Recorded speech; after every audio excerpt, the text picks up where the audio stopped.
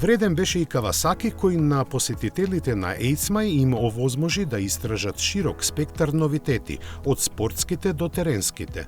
Два од нив беа од 1100 класата, која сега има поголем агрегат и повеќе сила. Така, Versys може да се пофали со 135 конски сили, а Ninja со ревидиран менувач со продолжени ниски и скратени високи преносни односи.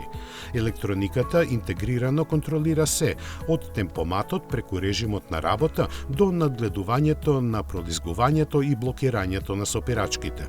Остриот дизајн на Z900 му дава футуристички изглед, а бочните панели од брусен алуминиум премиум чувство. Со KLE 500 марката најави враќање во ендуро сегментот кој повторно доаѓа во мода.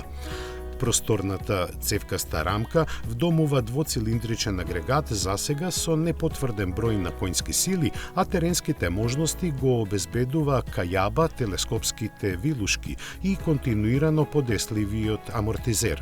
Адекватно опремен, овој моторцикл ќе биде избор на многу ентузијасти кои за него ќе треба да одвојат не повеќе од 7.000 евра.